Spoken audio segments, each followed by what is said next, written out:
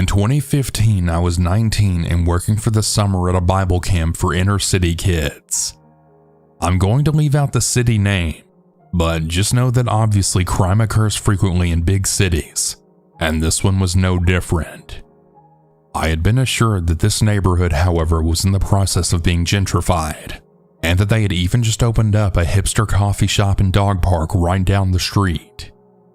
Just to give you a really clear visual, the neighborhood had dilapidated houses with trash out in the front right next to the houses with immaculate yards and square modern architecture. The Bible camp where I was working was essentially just a huge 2-story house with a large fenced-in yard. Again, we were assured that we were safe though because we had bars on the windows and the outer doors locked automatically when they shut. The camp was conducted downstairs, and the summer counselors, which there were 4 of us, lived in the small upstairs that was off limits during the day to the kids. Our camp ran 5 days a week, 8 a.m. to 4 p.m., and then the time was ours to explore the city. That or rest, or really whatever we wanted to do. That's probably enough to get to the story now. I love a good setting, and it could be important later. One weekend night in July, we were all just hanging out in the house making a spaghetti dinner. We each got our own stipend for food, so we divided it accordingly for meals, then bought our own snacks and shit. We were also in charge of preparing lunch and snacks for the kids on camp days, so we had 2 fridges and 2 pantries. As you can probably guess, we labeled them camp fridge and pantry, and one is labeled staff fridge and pantry. We were also super petty, and we wrote all of our names all over our snacks in the fridge.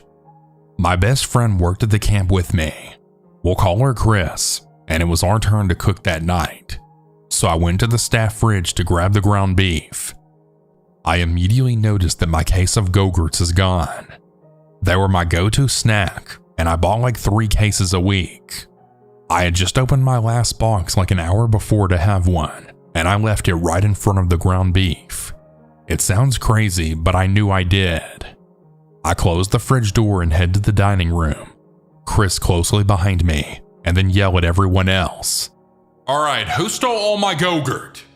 That night, in addition to Chris and myself, there were the other 2 summer counselors, 2 permanent counselors that lived in the area, and then the cousin of one of the permanent counselors. Everyone looked at me wide-eyed, then looked around blankly.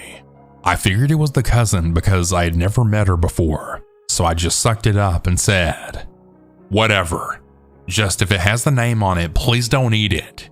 Then pull Chris back in the kitchen to finish up the spaghetti. We all eat dinner, and then the 2 permanent counselors volunteered to do the dishes because we let them eat with us. The rest of us head back upstairs to get comfy in the sitting room on the couches and then turn on Family Guy. We're only like 2 minutes in when the cousin will call Sarah, then says, "Wait, I can't find my phone or wallet." I pause the show and roll my eyes, still annoyed about the Go-Gurt. Chris says, "Where did you last have them?" And Sarah says she left them on the couch before we went downstairs to dinner. Naturally, we all start looking around the small room, turning over couch cushions, looking under the couches, behind them, under blankets, and really wherever. Finally, we're like, "Are you sure you didn't leave them downstairs?" She agrees to head downstairs to look with the other 2, and Chris and I go into our room, which is connected to the sitting room. We flop down on the bottom of our bunk bed, and I proceed to talk shit about Sarah, who I feel like is ruining our chill night. Our door is open, and I'm shocked when I see a hand kind of sneak into view like it's going to grab the door frame. I then say, "Hey, did you find them?" Thinking that Sarah or the other 2 have somehow made it back upstairs without me hearing them and have heard me talk shit for the past 5 minutes. But then the hand immediately disappears out of the door frame, and there's no response. I look at Chris like, "What the fuck?" And she's looking back at me confused because she never saw the hand. I quickly explain what happened, and then we both jump up and head to the top of the stairs. We yell down for the others, and they yell back that they haven't found them yet. By this point, I'm freaked the fuck out because who the hell is up here with us? Of course, we're those people though, and we start looking around upstairs in our bedroom, the other bedroom, and in the sitting room, and we find nothing and no one. We decided not to say anything yet because I might sound insane. And also, how could someone have gotten downstairs so fast without us hearing them? When we get downstairs, Sarah is super upset and crying. Her cousin then says, "Come on guys, did someone take her stuff?" But Chris and I both know that we didn't, and we say so. Sarah screams that obviously someone took them and we should just be honest, and then things get really heated. I finally decided to then tell them about the hand because I feel like maybe it'll reduce the tension between us. It does, but then everyone panics. We run around the house like maniacs looking in every closet or hiding place that the kids use and find nothing and no one. We end up calling our camp director to come over because the situation has just evolved into chaos. When he gets there, we're all just sitting huddled in the foyer freaked out, and we then explain what we can. He just doesn't seem convinced that someone was in the house and threatens to call the cops if one of us doesn't give Sarah back her things. Well, none of us fess up, so he calls the cops. Well, they come over and search the property and then take our statements. It seems so dumb as we repeat our stories, but we didn't have much to go off of but a feeling.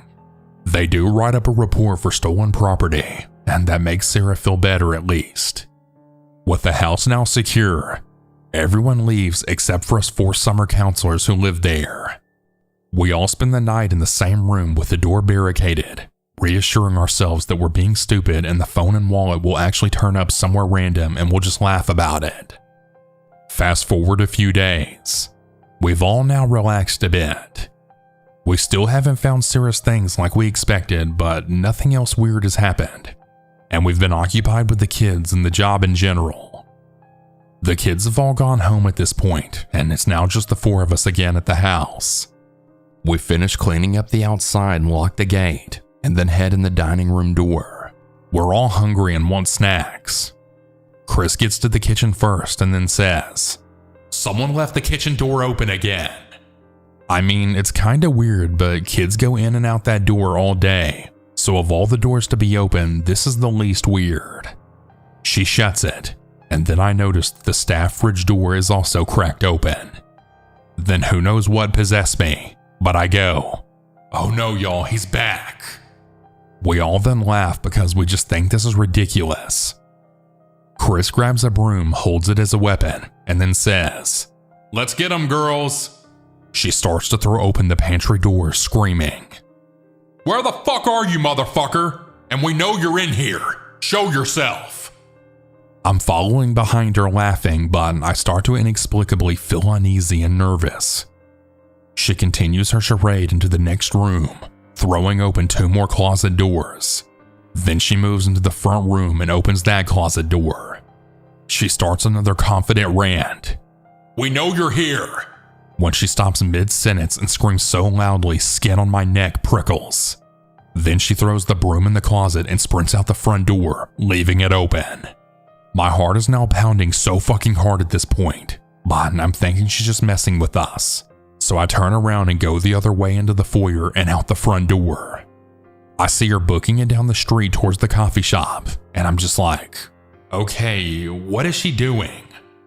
As soon as I turn back around to find the others, he's just there. An older man who looks really dirty and has hardly any teeth. He's just grinning at me. He has his hands up and says, "I didn't mean no harm," while slowly backing away down the street in the other direction. It's so creepy because even though he says this, it's like he doesn't mean it. It's like his tone and the grin are mocking me. I'm frozen for a second, then I sputter out, "You can't just, leave." And he just says again with that same damn grin, "I didn't mean no harm," then turns and runs. I fumble in my pocket for my phone and tell 911, then go to follow him. But as soon as I reach the edge of the house, he's gone. The next events are kind of a blur. Sounds wild, but we really all thought we just freaked ourselves out. No way in hell did we actually think someone was in the house. The cops took our statements and reminded us that we needed to keep the door shut at all times no matter what. Our director apologized profusely for not initially believing us. My parents wanted me to come back home for the remainder of the summer, But I was just like, hey, what else could really happen? Chris was the one who had it the worst. She was absolutely terrified to stay in that house. She told me later that when she opened the door, he was grinning at her with dead eyes, like he was waiting for her to finally find him. She said that she will never forget his face. We're still best friends at almost 30, and I can't bring up that summer to her if she hasn't been drinking. That's basically it. I think what kept me up at night after that were just the unanswered questions, like how long had he been in the house? Why did he randomly decide to take the phone and wallet of the one person who didn't work there? Had he listened to our private conversations? Watched us get dressed and shower? How much food had he stolen that we didn't notice? Where the fuck had he gone when we were looking for him on spaghetti night? What hiding places did we miss? Was he under my bed at night or at any point during my stay? I don't know all these answers, and I know I'll never have them, but I'm thankful our interaction wasn't worse, I guess.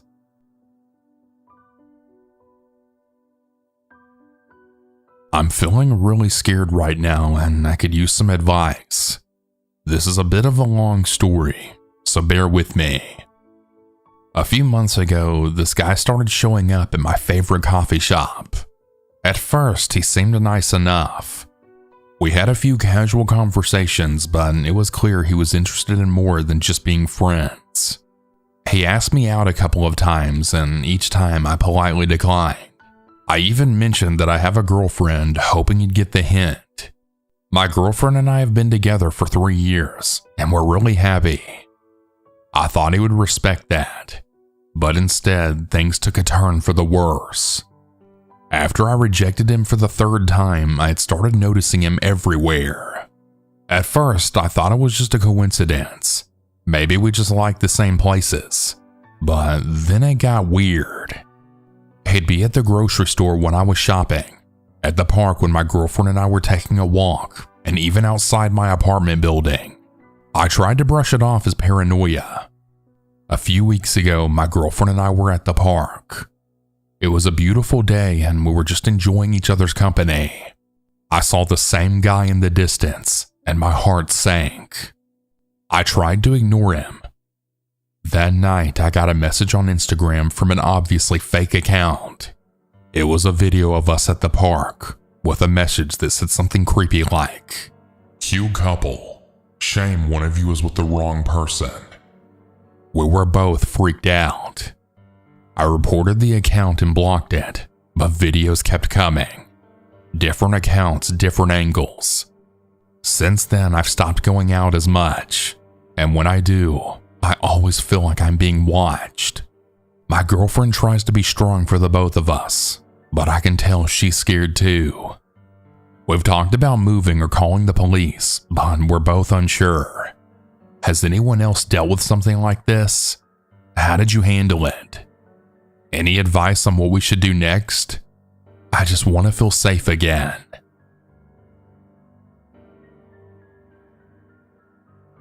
I'm from France and it happened 6 years ago when I was 20. So I came home after sleeping at my boyfriend's place. It was like 8 a.m. Super early because my boyfriend started his shift and my parents were already gone like an hour earlier. So I was alone at home and I knew it. So I came home and I directly went to my bedroom to continue my day. But before climbing the stairs, I saw that the kitchen door and window was wide open. I was surprised, but I didn't think I was in any danger since, I was inside my own house. You have to know that my father is super paranoid, and there's no way he could have forgotten to close the windows before leaving the house for 2 weeks, even if I stayed because I used to sleep in my boyfriend's house most of the time. But I was barely awake, so I just closed the door. I checked the kitchen and the living room just to be sure, and then go up to my room. There are 3 rooms on the 2nd floor. I went to my room to change, then I went to the bathroom and then returned back to my room. I'm not sure why I did this because I usually never do this, but for whatever reason, I decided to close my door. I was scrolling on my phone, and like 5 minutes later, I heard what sounded like footsteps right behind my door. Someone was there the whole time while I was just going about in my room, completely vulnerable. I was terrified. My heart dropped into my stomach and I couldn't move. I took the first thing in front of me to defend myself, my Babylus. I stared at my door, waiting for the person to open up and kill me, or worse. I was ready to jump out the window and die if I had seen the door open. But minutes passed and I heard the person on the stairs. I don't know how long I stayed there immobile, but eventually I called my boyfriend and he came over to my rescue. At first, I thought I was crazy because I didn't actually see anything, and I couldn't believe that it even really happened. But my boyfriend confirmed that they forced the door and windows in the kitchen, so they really were there. They were silently waiting for me to sleep before leaving my house. I thought I was home alone, feeling safe, only I wasn't. It was very traumatic. I can barely stay alone somewhere without freaking out now. I live alone and I'm constantly afraid that someone's trying to break in. But the worst part is that they didn't even take anything. My mom's MacBook and jewelry, my PS4, my dad's gaming setup. Everything was so easy to take, but they didn't. I can't stop thinking that they were here for another reason. You also have to know that at the time I was very active on Snapchat. I used to post every day, and I used to always post just about every part of my day on my Snapchat story. So my 5K followers that I had on social media knew everything about me at this time. Since then, I stopped all of my activities on Snapchat. I guess I just want some feedback from others. Do you think it's related to my Snapchat? Or was it something else entirely?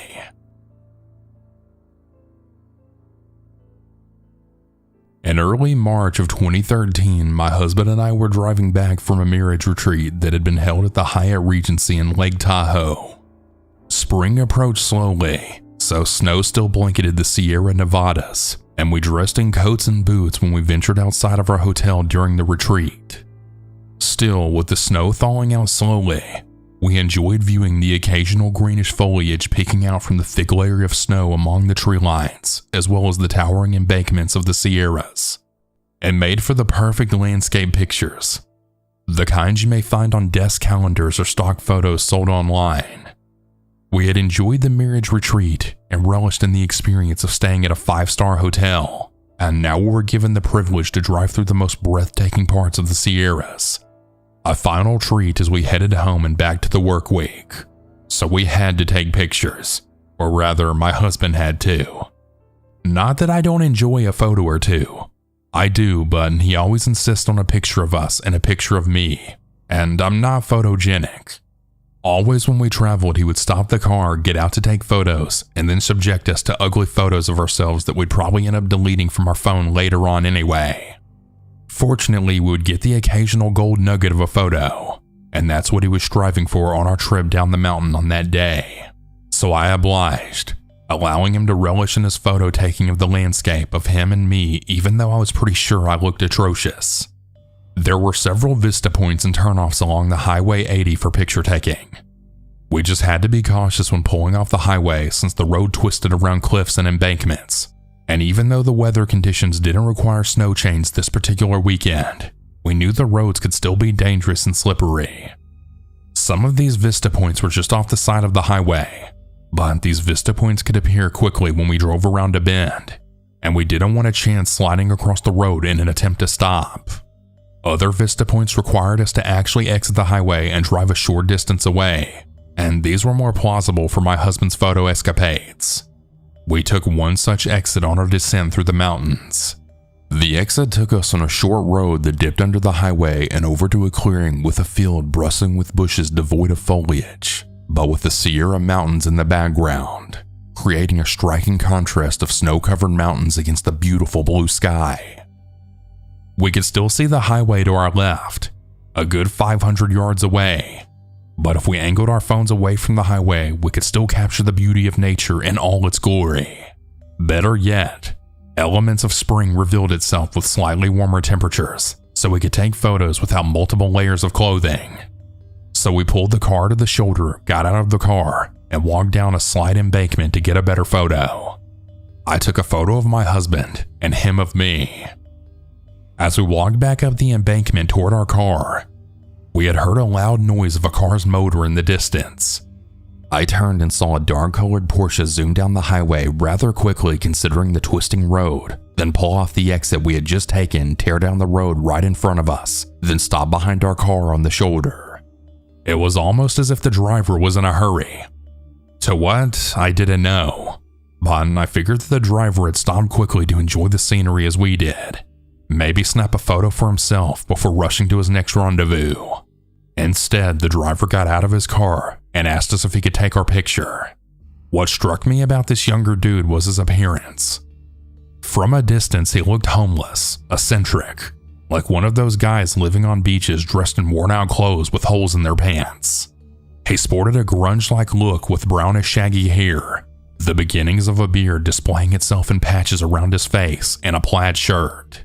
But as we walked up to him, in the middle of him asking us that question, we got a closer inspection and noticed he was clean despite his grunge look. Upon a closer look, I got the impression he was a rich kid in his 20s, perhaps someone donning the messy look as his own outcry against society. But getting back to the scene, as we headed back up the embankment toward our car, he asked us in a friendly voice, "Hey guys, would you like a picture?" It wasn't abnormal for us to hear that. Often when you're taking pictures on vacation, you may ask other tourists to take a photo of yourself and your spouse, or someone walking may initiate their photo-taking services, and this exchange took a matter of a few seconds. So we both just said, "Sure, why not?" and handed my phone over for pictures before our brains had time to process that the scenario we found ourselves in was now off. We were the only ones on the road other than this guy and apparently his girlfriend who sat hidden in the shadows in the Porsche's passenger seat and didn't move an inch. By the time Grunge Dude had us take a few steps back down the embankment for the picture, my dumb brain finally kicked in and said, "Hey, something's off here." But by then he had already stepped back toward his car, taking several pictures of us from my phone until he achieved the perfect shot. Though we grinned for the photos, we stood on edge with me wondering, would he take this opportunity to take off with my phone, jump in his car, and speed off? Uneasiness came over me as he continued taking photos, stepping backwards closer to his car a little bit each time. A scene from National Lampoon's European Vacation popped into my mind, one featuring a nice man offering to take a video of the Griswold's characters who had newly arrived in France or Germany or some European country. The Griswolds naively accepted the offer, and the nice old man encouraged them to take off their shoes and stand knee-deep in a plaza fountain for a better video shot. Only the man ran off with their video camera instead. This led to another comical conflict later on in the film, but I wasn't thinking about that. No. I was thinking in those 1 or 2 seconds how much of an idiot I was for letting this guy take my phone to supposedly take pictures. But when he took one last step toward his car, my husband, who had the same uneasiness, then abruptly and quickly took a few steps up the embankment, reached forward, and then quickly took my phone from the man's hands. Thank you, that's good. Those photos will work," he said, laughing off the awkwardness. I joined my husband at his side, and we waved at the Grunge Dude's passenger, who made no effort to look our way. I think my husband even asked if they wanted a picture too, if my memory serves me right, but the Grunge Dude declined, saying his goodbyes to us, got back in his car, then made a U-turn and left. Just like that. And the bizarre thing? When the Grunge Dude originally got off the highway and parked behind us, he'd been driving westbound on Highway 80, the same direction we were.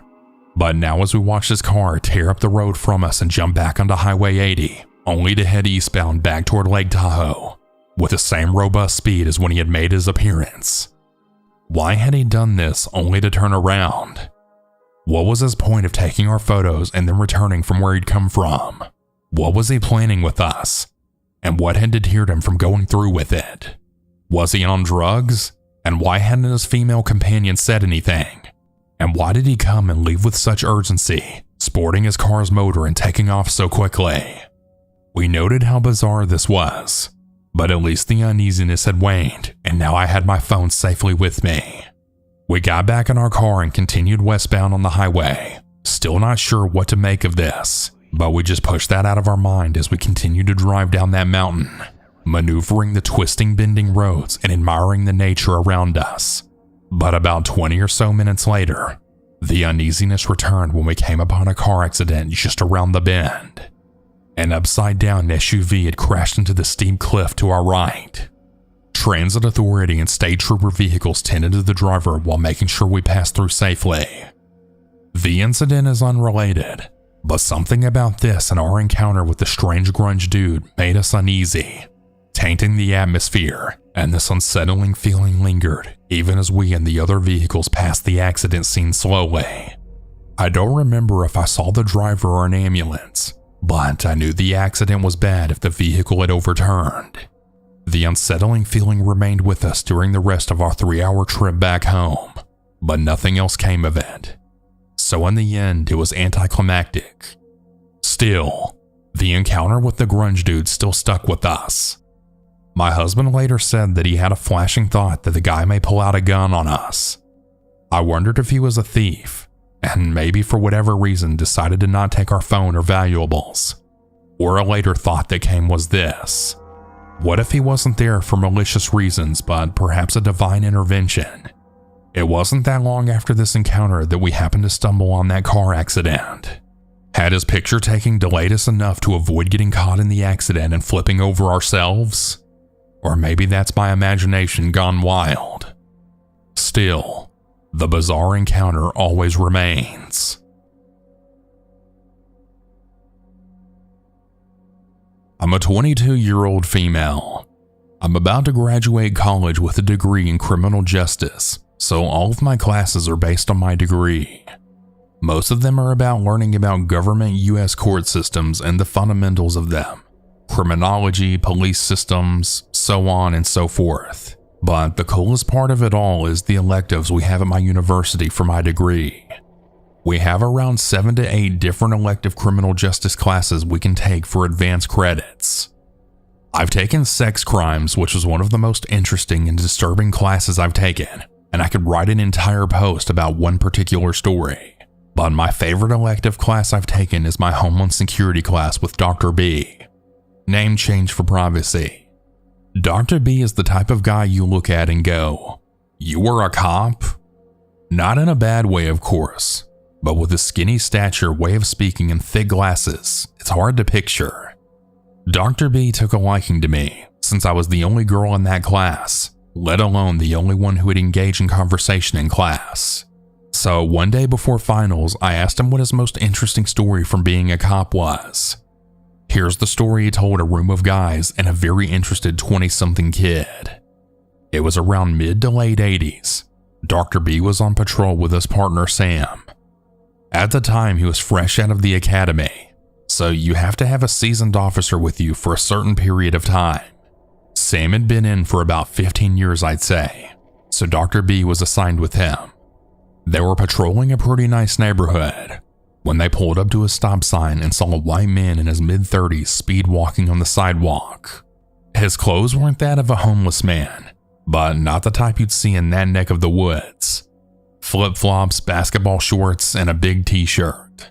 Sam told Dr. B to follow him. When Dr. B questioned him as to why, Sam replied, "I don't know. I don't have a good feeling though. Just trust me." So they follow him down the sidewalk, flip the lights on, and stop him. Sam and Dr. B get out of the patrol car and begin talking with the man. Dr. B let Sam do most of the talking while he observed his body language.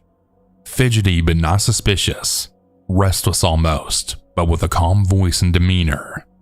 He kept pulling his shorts up and his shirt down, Dr. B noted to us. Sam then asked if there was something the matter with his clothing, to which the man replied that the shorts were a little big. Before Dr. B knew it, Sam had the man on the hood of the car, pinning his hands behind his back and cuffing him. Dr. B started frantically asking what in the world he was doing.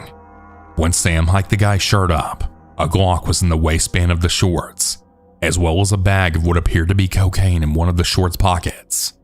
Apparently, the guy was a user and had been given a bad deal of drugs. He found out where the dealer lived, and he was going to rob him, or worse.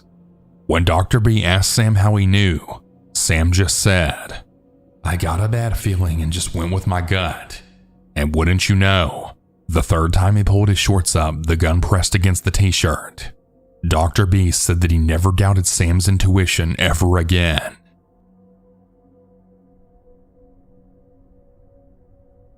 I would like to keep my name anonymous for privacy reasons.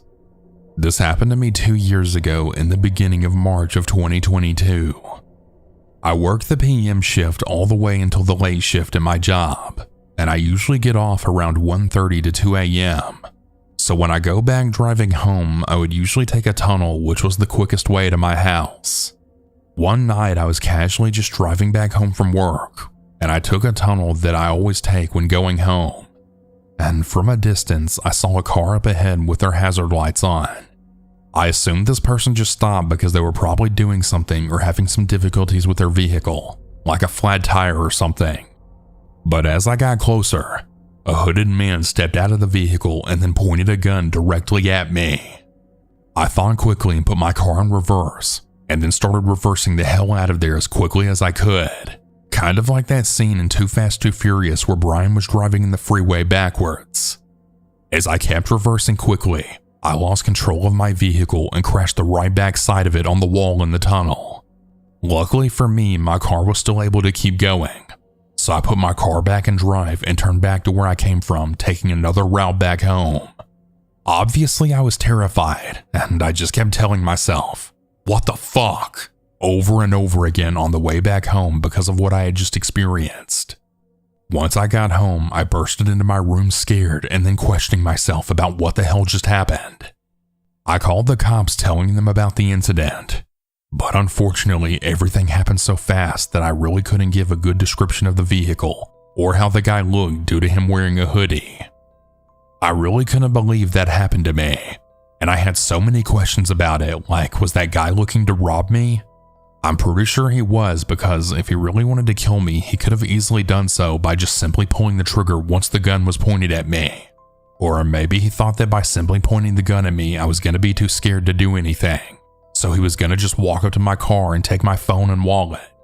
I've told this story to a few of my friends and coworkers. They were in shock too, and they told me I was really lucky. One of them even brought up the theory that what if the gun the guy had was fake? But whether it was fake or not, I wasn't going to stick around to find out. Ever since that night, I've never taken that tunnel back home again. I always take a completely different route now when going back home.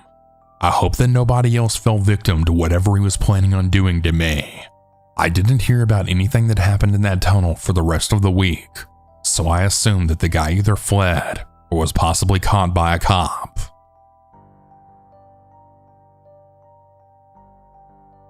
I want to start by saying I've never shared this story, but I've always wanted to. I'll be changing the names and keeping the city I'm in out of the story for safety reasons.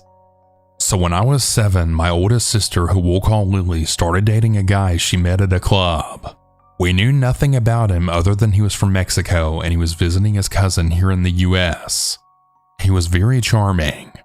I remember him having blue eyes, blonde hair, and he was extremely tall, which was just my sister's type. My mom didn't really like him, and she would often tell my sister to not get too attached, as he was only here on a 6-month travel visa and would eventually have to go back. My sister was 18 and rebellious, so not only did she become attached, she had asked him to stay past his visa.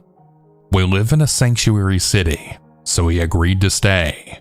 Eventually, she ended up pregnant, dropped out of college, and he moved into our home with us. He was really nice and he always helped financially. He always seemed to have money and was always working in our garage. My mom was a single mom and never used the garage, so we never went in to see what he did in there.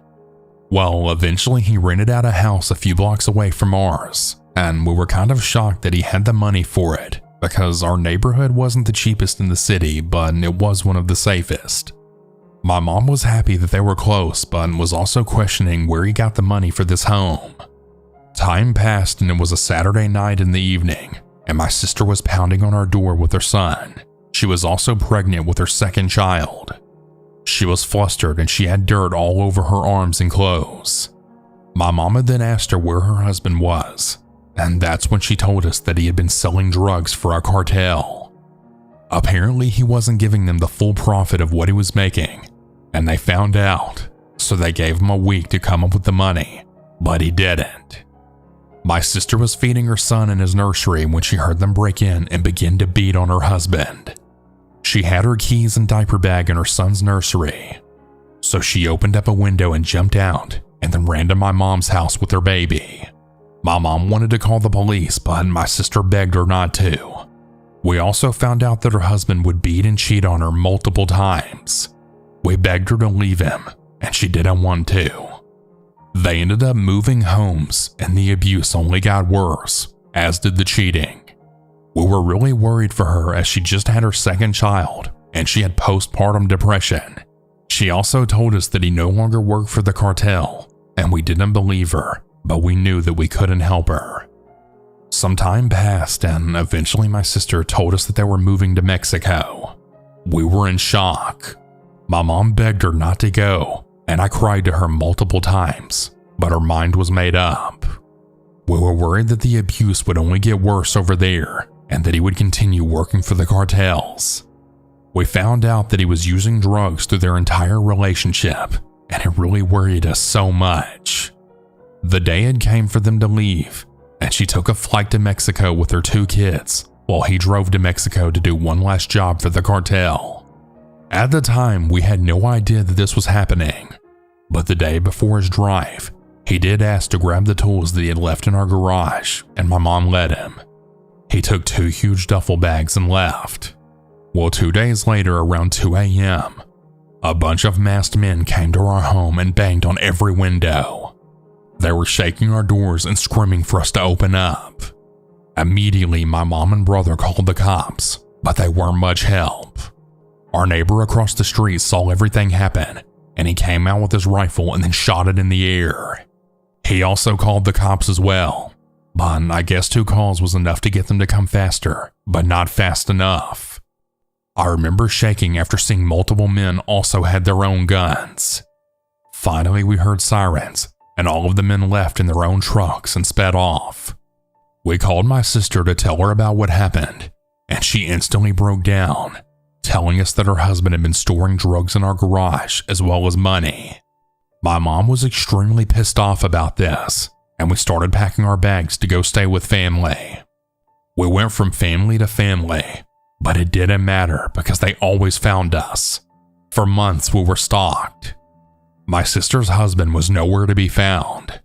Whenever we would try to drive back home, they would always show up and just watch us. Life became scary, and the cops wouldn't help us. It was to the point that my mom decided to move us all to her vacation home in Mexico. She first sent my brother over with my sister and her kids